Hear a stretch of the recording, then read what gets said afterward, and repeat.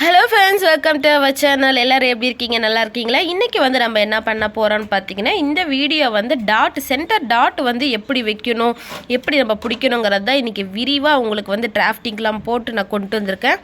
வாங்க வீடியோக்குள்ளே போகலாம். இந்த வீடியோ வந்து பார்த்திங்கன்னா முழுக்க ஃபுல்லாக பிக்னஸுக்காக தான் உருவாக்கியிருக்கேன். நீங்கள் வந்து கொஞ்சம் நல்லா உங்களுக்கு ஸ்டிச் பண்ண தெரியும் அப்படின்னாலும் பார்க்குறதா இருந்தாலும் உங்கள் இஷ்டங்க பாருங்கள்.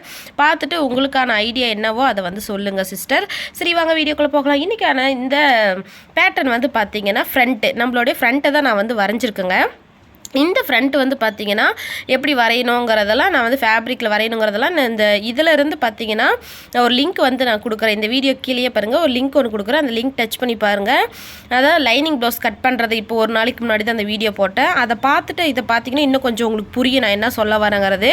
இப்போ இந்த டாட் வந்து பார்த்திங்கன்னா எல்லாத்துக்குமே பிக்னஸாக இருக்கவங்களுக்கும் சரி, இல்லை தையல் பழகி ஒரு 5 மாதம் 6 மாதம் இப்போ தான் நான் வந்து ப்ராக்டிஸ் பண்ணிகிட்டு இருக்கேன் எல்லாத்துக்கும். ஸோ அதனால் எனக்கு வந்து எப்படி அந்த டாட் வந்து வைக்கிறதுன்னு தெரியல அப்படிங்கிறவங்களுக்கும் இந்த வீடியோ ரொம்ப யூஸ்ஃபுல்லாக இருக்கும்.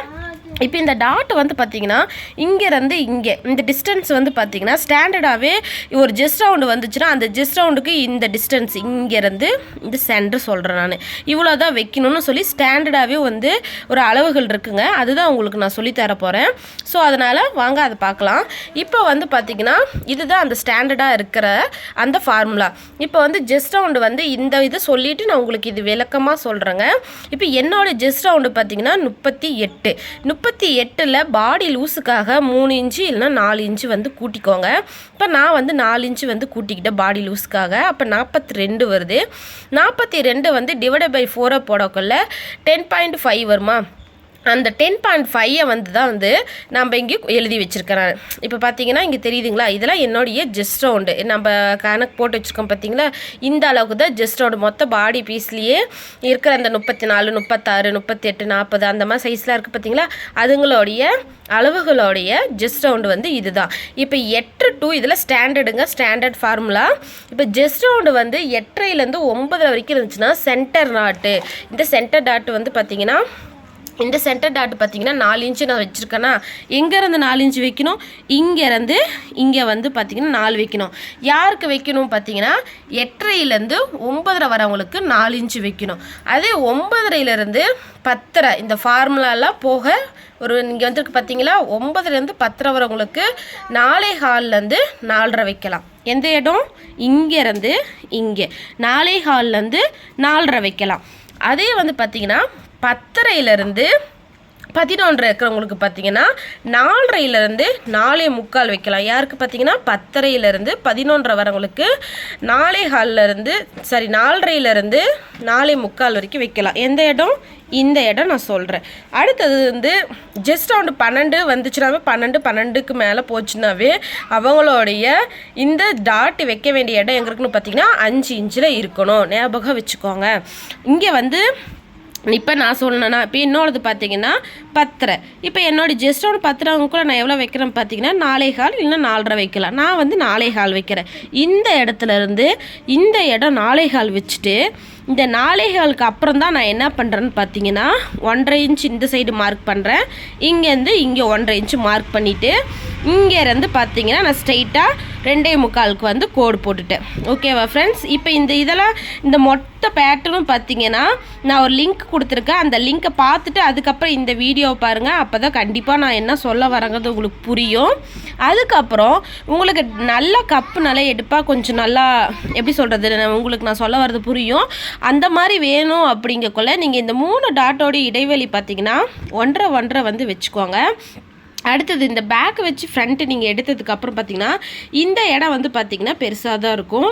அதை வந்து எப்படி நம்ம வந்து இந்த இடத்தோடைய டாட்டு வந்து பிடிக்கணும் அப்படின்னு பார்த்திங்கன்னா மெயின் டாட்டு பிடிச்சதுக்கப்புறம் நீங்கள் இந்த இடத்துல இந்த மெயின் டாட்டு பிடிச்சதுக்கப்புறம் இங்கேருந்து இங்கே 1.5 இன்ச்சு மார்க் பண்ணுறீங்க பார்த்தீங்களா, 1.5 இன்ச்சு மார்க் பண்ணிட்டு அதில் 1/4 இன்ச்சு இப்படி மார்க்கு புரியுதுங்களா, இந்த ட்ரையாங்கிள் போட்டுட்டு இப்போ நீங்கள் பார்த்தீங்கன்னா இந்த 3 டாட்டோடைய இடைவெளியும் 1.5 இன்ச்சு நான் சொல்லிட்டேனா, சரி ஓகே. இப்போ ஃப்ரண்ட்டை வச்சு பேக் எடுக்கக்குள்ளே இந்த இடம் வந்து பெருசாக தான் இருக்கும் ஃப்ரெண்ட்ஸ். அப்போ இந்த இடம் பெருசாக இருக்கக்குள்ளே நம்ம வந்து இந்த டாட்லேருந்து இங்கே வந்து நம்ம எவ்வளோ வைக்க முடியும், 1.5 இன்ச்சு நம்ம இங்கே வந்து இடைவெளி வைக்கணும்னா அப்போ என்ன பண்ணும், ஆப்வியஸ்லி நம்ம வந்து டாட் இங்கே தான் பிடிக்கணும்.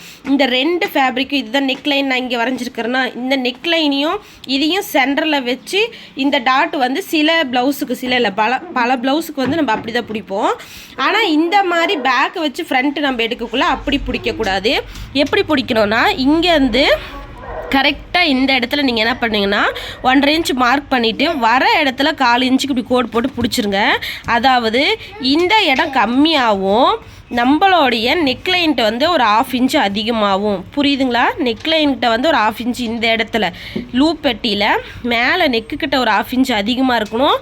இந்த இடம் நம்ம இந்த டாட் பிடிச்சதுக்கு போக ஒரு 1/2 இன்ச்சு வந்து கம்மியாக தான் இருக்கும். பட்டியெலாம் வச்சதுக்கப்புறம் பார்த்திங்கன்னா கம்மியாக தான் இருக்கும். இப்படி தான் வந்து பார்த்திங்கன்னா இப்போ இருக்க ப்ளவுஸில் நிறையா டைப்ஸ் இருக்குது. அதே மாதிரி நீங்கள் நினைப்பீங்க இந்த ஷோல்டர்லேருந்து ஸ்ட்ரைட்டாக எடுத்து தானே நாம் வந்து டாட் வந்து பிடிச்சிட்டு இருந்தோம், நீங்கள் வந்து அதை பற்றி சொல்லவே இல்லையேன்னு நீங்கள் நினைப்பீங்க. முதலாம் வந்து பார்த்திங்கன்னா இந்த ஷோல்டரோடைய ஒய்டு, நெக்கோடைய ஒய்டு வந்து பார்த்திங்கன்னா 2லேருந்து 2.25 அவ்வளோதான் வச்சு யூஸ் பண்ணிகிட்டு இருந்தாங்க. ஆனால் இப்போலாம் வந்து எப்படி யூஸ் பண்ணுறாங்கன்னா ஒய்டு வந்து அதிகமாக வச்சுக்கிறாங்கங்க. நானே வந்து பார்த்திங்கன்னா என்னோடய நெக் ஒய்டு வந்து 2.25 வைப்பேன். அதே மாதிரி ஷோல்டர் வந்து பார்த்திங்கன்னா 2.5 வந்து ஃபினிஷ் வர மாதிரி, ரெடி அளவு 2.5 ஃபினிஷ் ஆகிற மாதிரி தான் நான் வந்து பார்த்திங்கன்னா ஷோல்டரே நான் வந்து வச்சுப்பேன். எனக்கு வந்து ஷோல்டர் பெருசாக இருந்தால் பிடிக்காது. நம்ம கிட்ட வர கஸ்டமரும் அப்படி தான் இருக்காங்க.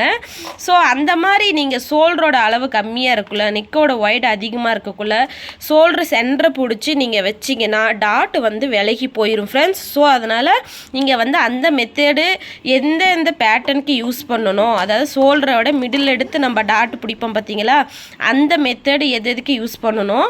அடுத்தது வந்து பார்த்திங்கன்னா இந்த மாதிரி நெக்கோட ஒய்டை யூஸ் பண்ணக்குள்ள எப்படி வந்து இந்த டாட் பிடிக்கணுங்கிறதெல்லாம் இதை கற்றுக்கோங்க.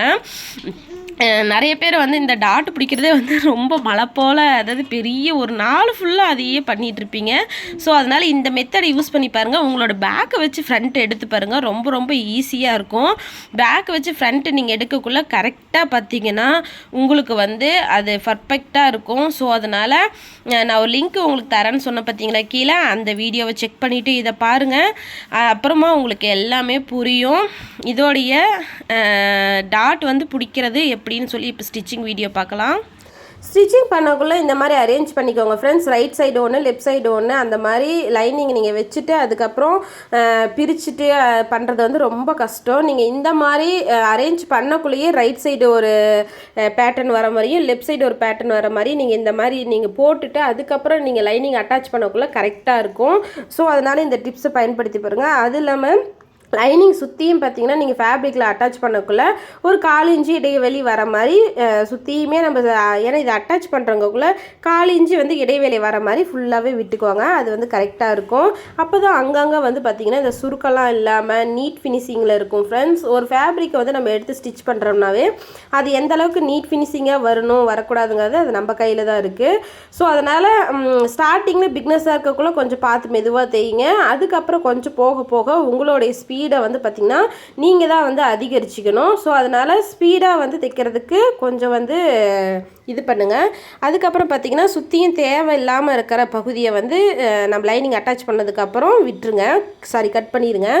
இப்போ வந்து நம்ம என்ன பண்ணுறோம்னா ஷோல்டர் பிடிச்சி இதை நம்ம ஸ்டிச் பண்ண போகிறதில்ல, 2 டாட்டையும் ஈக்குவலாக அப்படியே பாருங்கள். நான் கீழே எப்படி வைக்கிறேன் பார்த்தீங்களா, நான் மார்க் பண்ணியிருக்கேன்ல அந்த சைடு பாருங்கள்.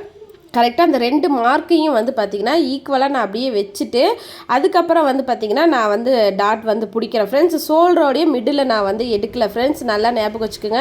ஏன்னா இது வந்து ஒய்டு வந்து அதிகம், ஷோல்டர் வந்து கம்மி. ஸோ அதனால் ஒய்டு அதிகமாக இருந்தால் நம்ம அப்படி எடுக்கக்கூடாது. இப்போ வந்து பார்த்திங்கன்னா நான் 1.5 இன்ச்சுக்கு வந்து மார்க் பண்ணி வச்சுருக்கேன்னா, ஸோ அதாவது 2வது டாட் சொல்கிறேன். செகண்ட் டாட் எப்படி மார்க் பண்ணி வச்சுருக்கேன், 1.5 இன்ச்சுக்கு வந்து இடைவெளி விட்டு மார்க் பண்ணி வச்சுருக்கிறேன். 1/4 இன்ச்சுக்கு வச்சு அப்படியே பிடிக்க போகிறேன். மெயின் டாட்லேருந்து இடைவெளி வந்து பார்த்திங்கன்னா செகண்ட் டாட்டுக்கு இப்போ நான் பிடிச்சிட்டு இருக்க டாட்டுக்கு வந்து 1.5 இன்ச்சு டிஸ்டன்ஸ் விட்டுட்டு அங்கேயே நான் வந்து பிடிக்கிறேன் ஃப்ரெண்ட்ஸ். ஏன்னா அப்போ தான் வந்து பார்த்திங்கன்னா நம்மளுக்கு வந்து கப்பு வந்து நல்லா ஷார்ப்பாக அழகாக இருக்கும் அப்படிங்கிறதுக்காக பிடிச்சிட்டு இப்போ நான் வந்து என்ன பண்ணுறேன்னு பார்த்தீங்கன்னா இந்த ரெண்டு டாட்டோடைய மிடில் எடுத்துக்கோங்க. மெயின் டாட்டுக்கும் சைடில் ஊக்குப்பட்டி பிடிச்சோம் பார்த்தீங்களா, இந்த 2 டாட்டோடைய மிடில் எடுத்துட்டு நீங்கள் வந்து ஒரு மிடில் இப்போ பிடிச்சி இழுக்கக்குள்ளேயே பார்த்தீங்கன்னா ஒரு பாயிண்ட் கிடைக்கும் ஹாம்கோல் சைடு, அதுதான் வந்து பார்த்திங்கன்னா 3ஆவது டாட்டு. இந்த மாதிரி தான் நீங்கள் பிடிக்கணும்.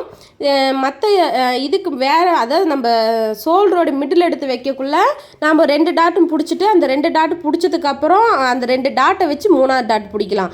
ஆனால் இந்த டாட் நம்ம எப்படி பிடிச்சிருக்கோம், ஷோல்டரோடைய மிடில் நம்ம எடுக்கலை. ஸோ அதனால் இப்போ நம்ம எப்படி பிடிக்கணும்னு பார்த்தீங்கன்னா 2 டாட்டோடைய ஹூக்பட்டி சைடு இருக்கிற டாட்டும் மெயின் டாட்டையும் சென்டரில் மிடில் அந்த துணி லைட்டாக நான் பிடிச்சி இழுத்த மாதிரி நீங்கள் இழுத்துனீங்கன்னா ஒரு பாயிண்ட் கிடைக்கும்.